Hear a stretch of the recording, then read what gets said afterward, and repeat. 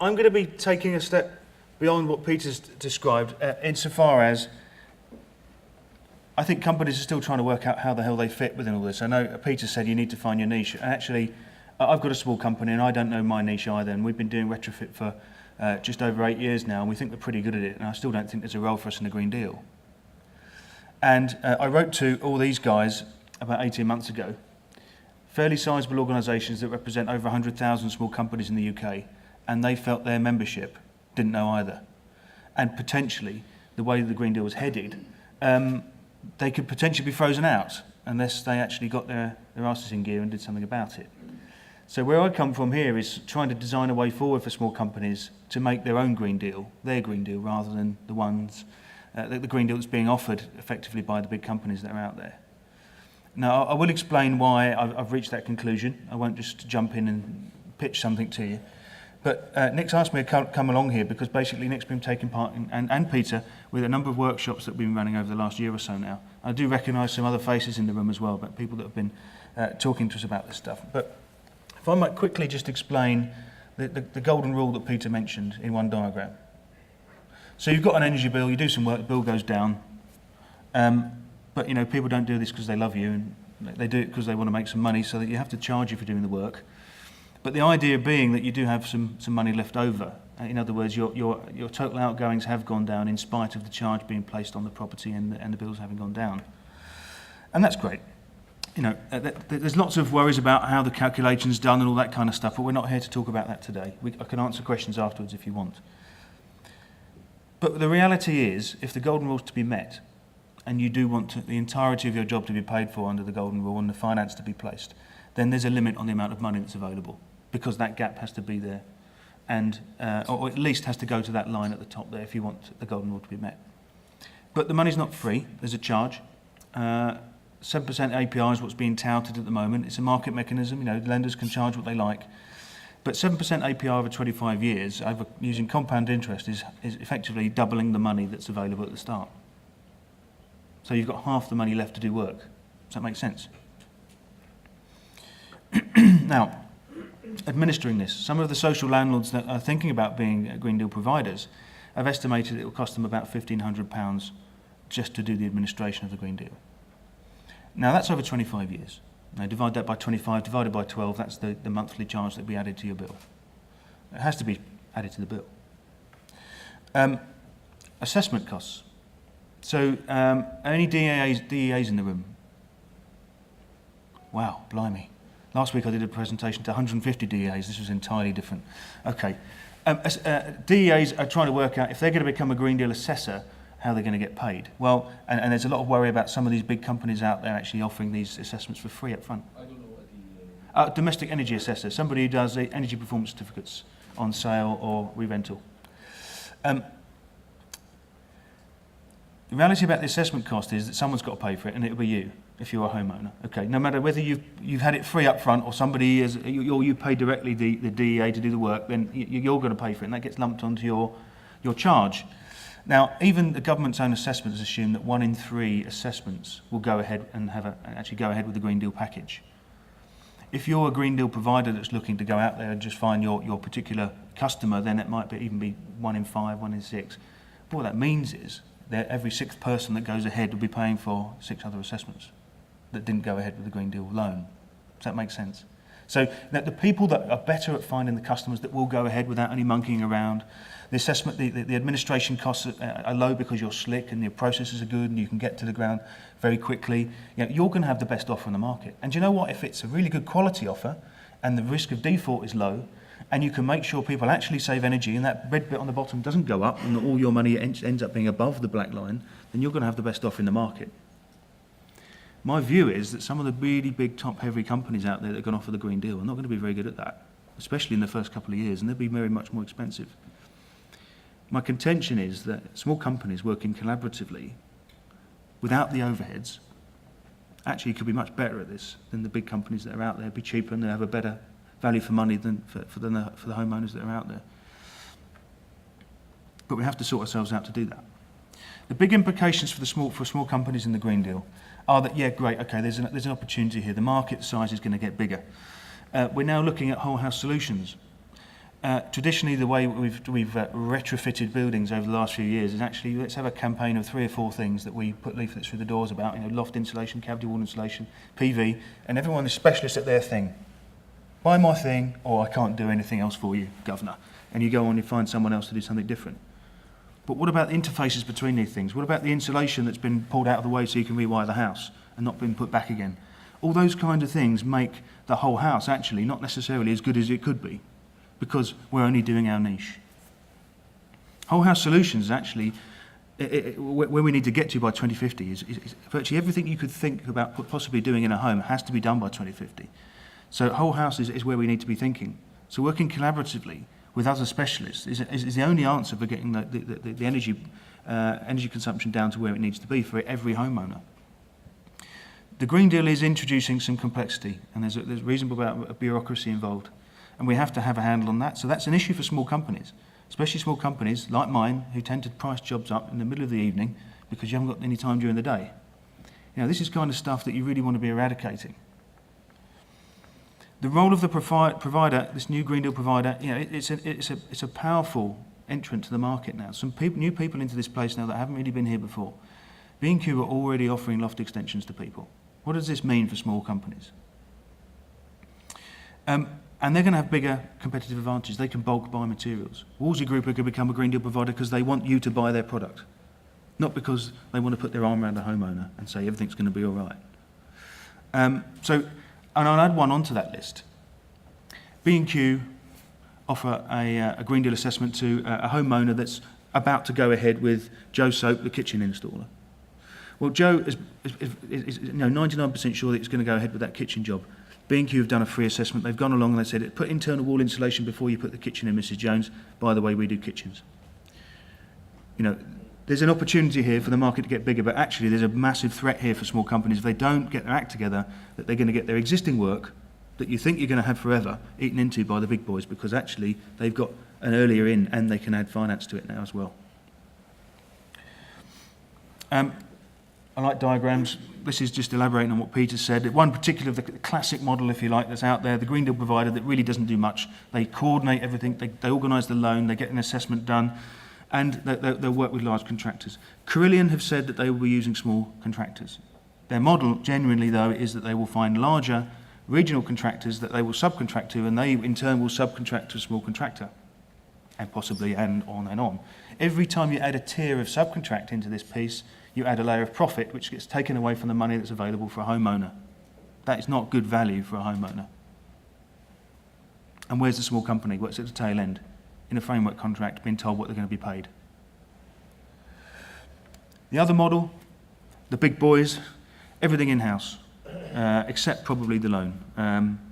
And now and again there might be specialist installers out there that will do certain aspects. You might get a specialist nationwide external wall installation contractor, for instance, that might get all of their work. And I put impartial assessor in brackets there for a good reason, and I'll come on to that shortly. So here's my view on retrofit. It's circular.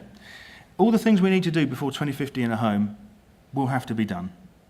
Whether we do it voluntarily now and we use a finance mechanism to do it, or we'll be bashed over the head until we do it. But it can't be done in one hit. My own home I renovated, I had to move out for a year to do it. Now, not everyone's going to do that. Very rarely will people want to do that. We can't afford to. We have to do it in bite-sized chunks. Now, it's all very well having a plan and having an assessment, but as an installation contractor or a retrofit coordinator, project manager, you're going to need to maintain a relationship with the homeowner, maybe over 3 substantial visits over the next few years. So that's no longer give a quote to Mrs. Jones, she gives you the order, you do the work, hopefully she pays you very quickly and you bugger off and you never see her again because you haven't priced in for sorting out the defects. This is ongoing relationship stuff now. You have to give her a plan, do the work, measure, make sure you've actually saved her some energy. Has she been satisfied with the work? And that does actually flow through to training. We have to be competent people now. We have to have updates. All the mistakes that we collectively make need to feed around to the other people that are working with you. Hopefully you've put the plan in after an architect has given you a design for loft extension and a new layout, not after. What's the point? The finance is now coming into the piece as well. We've got an energy audit now which is directing the homeowner to say these are the things that are appropriate for you in your home. But you can't give that to a builder and say, there you go, install that, because that's not a specification. So the specification gets turned into products, manufactured items, that kind of stuff that suit that home. The contractor's doing the work, and we're under the Green Deal, every person will be signing off their own work. The certification body will be making sure that the quality is high by doing vigilant visits and that kind of stuff. But I would contend there's an interesting angle on this here. The left-hand side of that line, you've got people that are doing it for the homeowner. The right-hand side of that line, you've got people doing it because they want to flog you something and do it because that's what they do best and that's what they've always done. Even a plumbing contractor who's been trained by Worcester Bosch and only by Worcester Bosch will be saying to Mrs. Jones, well, Mrs. Jones, I think you should have a Worcester Bosch boiler because they're really good. Well, he would say that, wouldn't he? That's not impartial, is it? That's a biased position, and you could take that from most contractors that are out there. An external wall insulation contractor trained up by Stowe and no one else. That's their job. They will recommend Stowe. If we're going to build up the trust that's needed to get homeowners over the line and actually get going, not just with Green Deal, but with retrofit, because there's loads of barriers to this stuff, then we've got to build trust between ourselves and the industry. We've got to tell people what side of that line we're on. Now, British Gas, B&Q, other sorts of guys, if they're doing everything in-house, they're doing all those things on that diagram. They're going to be standing either side of that line. At one moment, they're going to be telling Mrs. Jones all the best things that are out there for them to do, and then 5 minutes later, they're going to say, by the way, this is how much I'm going to charge you for it. And how do we know they've not inflated the job simply because they want to get the turnover up? Every function on that diagram can be delivered by small companies. Some people might want to do one or two, but rarely would you step either side of that line, I would say. So I think there's a massive opportunity here, not just because there's this threat from big companies coming to nick our work. I actually think people will prefer to buy from a model made up of small companies doing all those little bits individually because they trust it. So I've been running some workshops now with now over 200 companies. We've all been sat in a room together, and I've been asking them these questions. After explaining a bit about what Peter's talked about and a bit about the reality from my point of view about the Green Deal, where do small companies feel they fit within it? And then what do they think the barriers to entry are in getting into that particular market? And then there's some ideas. And I'm just going to bung these up here just so that you've got an idea of the sort of things that have been coming back from small companies. And hopefully these chime with you. If there's any missing, tell me at the end. How do they fit? Well, end of the supply chain, which is a shame because actually they're there first. Small companies tend to be already speaking to Mr. Jones about the kitchen or loft extension or new boiler or rewiring. They're the perfect opportunity to do retrofit because you've already mucked the house up, you've already mobilised, you've already stripped the floor out or whatever. It's the cheapest moment in the life of the building to do some of these things. But why would you pass that lead on to a Green Deal provider that might take some of that work away from you? Traditional procurement routes might not suit in this situation because if it's a framework contract, because a Green Deal provider does not want to sign 250, 300 contracts every week just to get all those volumes of contracts going. You know, these are framework contracts. Your price will be given in advance and maybe fixed for a couple of years. But what we're seeing here is an interesting move now. Any PV installers in here will be acutely aware of the fact that feed-in tariff is not fully paid unless you've got at least an E-rating now. So, you know, PV installers being quite innovative now, making sure they're doing loft insulation, cavity wall insulation at the same time. Or if they don't do it, get a mate in who can, so that the full feed-in tariff can be claimed. That's the way we need to be moving, but not just in the narrow field of PV. So what are the barriers to entry? A small company, it's very difficult maintaining leads, and you know, it's complex as well. How do you explain this to a homeowner if we don't really get it ourselves? New skills training. How do you justify investment in new skills and training when you don't know what the market is? And actually, if that market is being completely dictated to you by a large company, is that something you really want to buy into? And actually, even if you're on a framework contract, you're not guaranteed any work. Marketing costs. Liabilities flowing downhill as they tend to do. And here's an interesting one. The lender under the Green Deal will only pay out when the job's finished, certificates are in place, and all the feedback has been given by the homeowner. Now, that could be 4 months after you've started the work. Now, I don't know about you, but that's not a market I want to be in because I'd have gone bust by then. There's a cash flow risk here. And none of the Green Deal providers that I've spoken to are intending letting any money out until the lenders lend money out, because they want volume. Broad ideas for getting into this. We need to get to some scale. If we're going to collaborate, we need to get scale quickly. There's no point in 10 or 15 little companies getting together in parts of the country unless there is the opportunity to get to scale very quickly, because we need to be heard in the marketplace. Green Deal providers don't want to speak to just 15 people in Lincoln. They want to speak to a whole bunch of people in the region. So unless we can get to scale quickly, there's really no point. It's got to be a good brand. It's got to be high quality. It's got to be an element of face-to-face here. I mean, this came clear to me when I ran a session at the RIBA. And architects are not alone in the fact that they actually help the homeowner understand what the hell they want. Homeowners you normally invite an architect around and say, well, I'd like my house to be a bit better, please. And an architect's got to work out what that means. And you know what? Even if you've got you want to put a new kitchen in, you invite your builder around, your builder, kitchen fitter, or even your plumber's going to have to work with the homeowner to tease out exactly what they want out of their property. We're designers now. We're advisors. We need to have the right skill sets and the knowledge to be able to do that properly. And that puts them in a great place to be able to get the Green Deal going, or just wider retrofit going. Maintaining independence in the market is crucial. For that reason, the circular diagram, making sure that we're building that trust up. So there was some thinking about trade associations themselves becoming Green Deal providers, but actually that seemed to be a massive conflict. And by the way, it's a massive risk becoming a Green Deal provider. 25-year contract.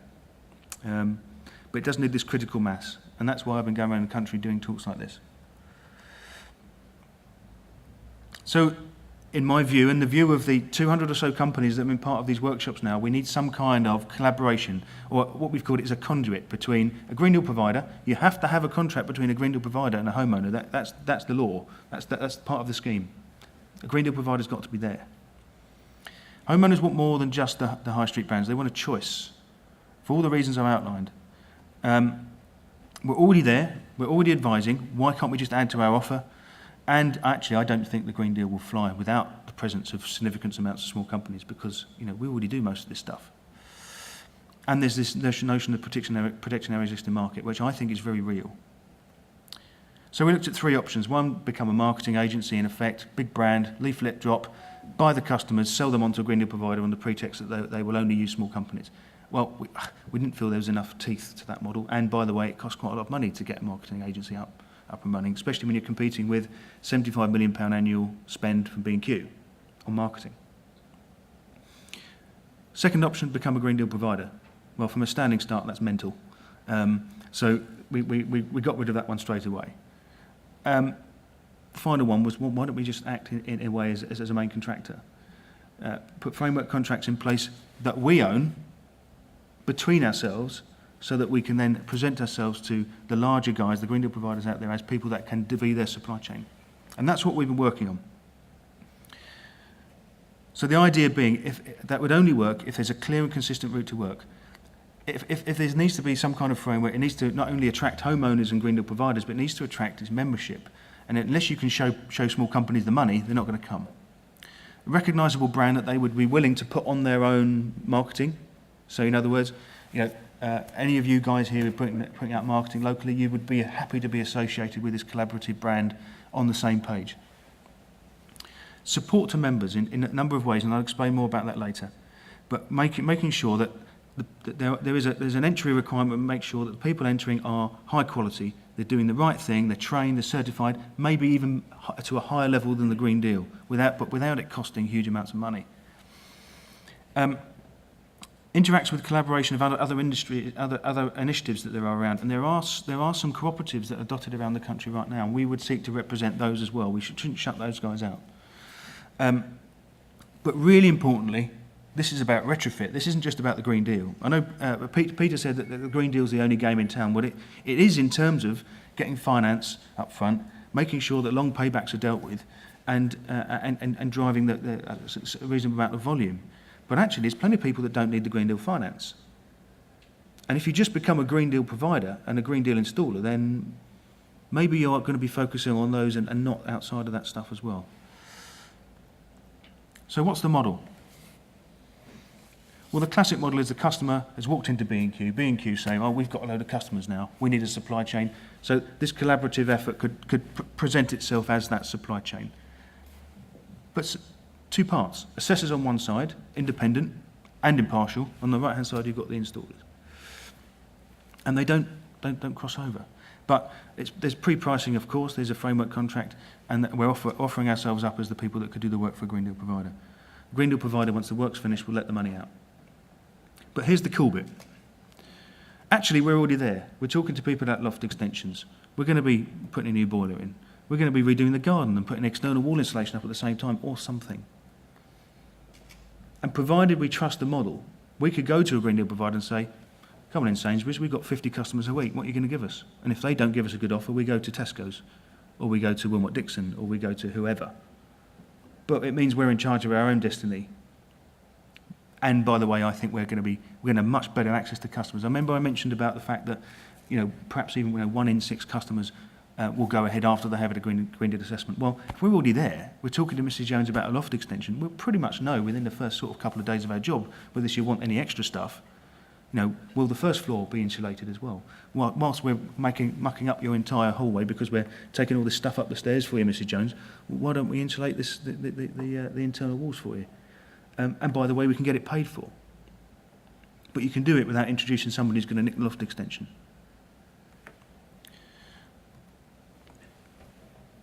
The cool thing is we don't necessarily even need the Green Deal provider, and we might not even need the loan. If we've got the framework in place, we can actually work with people locally to fill the gaps of the stuff that we don't do ourselves. We could actually start to deliver this using completely different finance. Maybe the homeowner is wise enough to realise that if they extend their mortgage, that's 2.5–3% APR, not 7%. It's not going to take long, is it? But what would it do? There's a lot of man-marking in the functions here. So contract administration, project management, the marketing stuff, certification, organising that stuff. These guys, the Green Deal providers don't want to do that. That £1,500 over the life of individual house, that's something that they don't really want to take on, but they've got to do it. Small companies don't want to deal with that stuff either, really. These are all things that you have to do at 5 o'clock when you get home.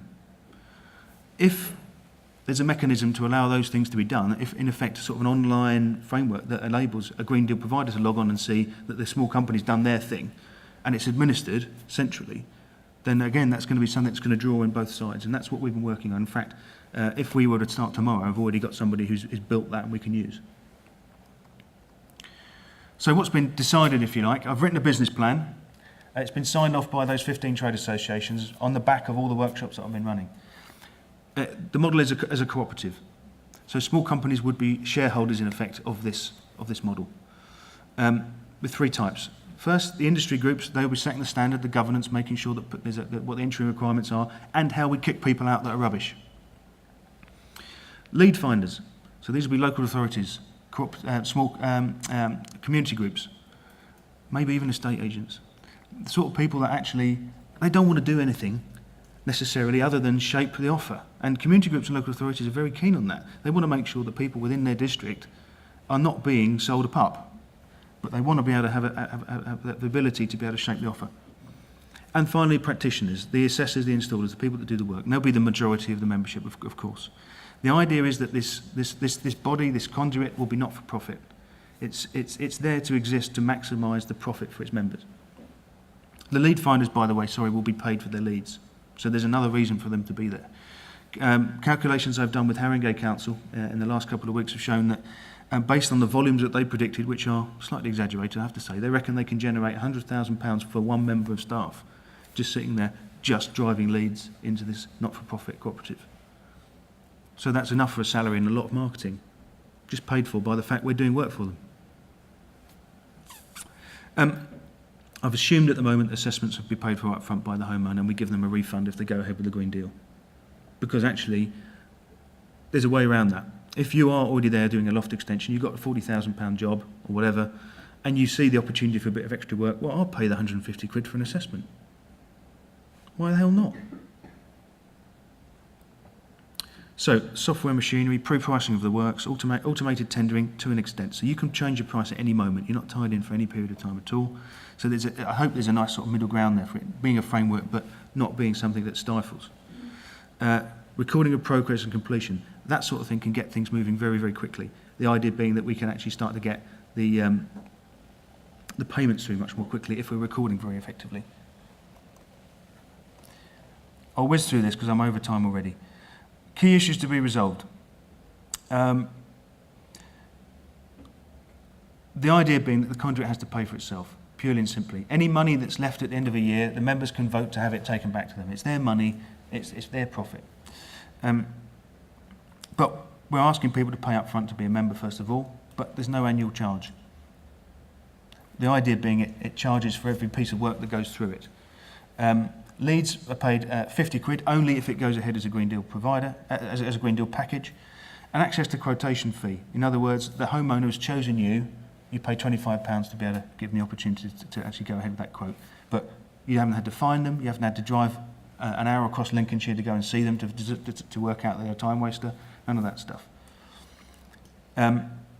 Tier 2 members, the idea, but they would be like a community group or a local authority. They'd pay a small amount of money to have their own sub-website so that they can actually do their own marketing. They can choose which people that are on there. So Bath City Council, I've been speaking to those guys.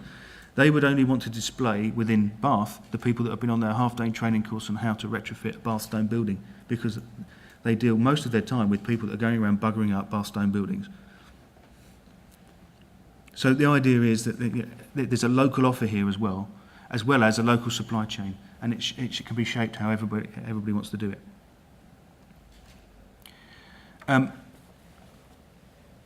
Just to show you, I have actually put some numbers into this. The idea being after year 5, we've got around about 4,200 members, and this is a conservative estimate. You can have wild and wacky if you want, but nobody believes it. And based on the fact that these guys that I'm talking to are representing 100,000 members here, assuming 4,200 after year 5 is really pretty conservative in my view. The idea being that actually we're generating £74 million worth of work for its members by the end of year 5. And this is only assuming about 2 jobs per member per year. And there are some people in that 4,200 will purely be just doing this kind of work. So maybe they'll have 50 jobs a year. And others, maybe they won't put any. But the key thing here is that after year 3, you would have paid for your 400 quid upfront membership straight away. So what do you get back? Well, you get 2 years' worth of access to work. So what's got to be resolved? Well, I need to get some money to get this going, and I've got an interview next week for 1.2 million quid from government. It being a not-for-profit organisation, I think that's probably, well, I would say this, but I think they'd be mad not to give it to us. Actually, there's lots of opportunities for local trials straight away, and there's some money we're bidding for with local authorities around the country now to actually do little bite-sized chunks of trials. If you guys are interested in that, then do let me know. Engaging with Green Deal providers. They might have signed up, but they still haven't finished their business plans, so it's very difficult for them to sign up to anything at the moment. But don't forget the fact that we don't necessarily need Green Deal providers if the client doesn't need Green Deal finance. Trying to work out still where the liabilities are, so what the contracts are, it's still not there. Green Deal providers haven't been open about that stuff yet. But the key thing here is that we need to looking into the detail. These workshops that I'll be spending time with people like you once we've got the model presented, well, we have presented it here, is to give us the feedback. There's no point in designing this stuff if nobody wants to sign up to it. And I would urge you to get in contact with there's a website coming up very shortly where I will send, if you put your details in, I'll send you the business plan. It's literally that sort of 10 minutes worth of reading. The key figures, and I need your feedback on it. Because if I can't get it right, then we haven't got a model to fight the large corporates. The name, it's rubbish. So we need to come up with something. And one of the really interesting things about this, and there's something that's getting local authorities really interested, is that we believe that we've got the ability to employ apprentices directly. Small companies really would like apprentices on their books but can't afford them. We can employ them centrally, and we can second them for short periods of time to small companies around the place so they can get their full experience, work with the college, get their full qualifications. Suddenly you've got a whole new bunch of people out there. So I've already covered this really. So there's the website and there's the email address. Please, it'll take you no more than 15 minutes of your time to give me some feedback, but it's absolutely essential. If I don't get it, then I'm designing something that's just completely pointless and I've wasted 18 months of my life. And all I really need is your feedback. And we're considering actually publishing the full business plan actually because it's open source. It's meant to be completely transparent. We're trying to build the trust. If you want the full business plan, just drop me an email. I'll send it to you. Okay.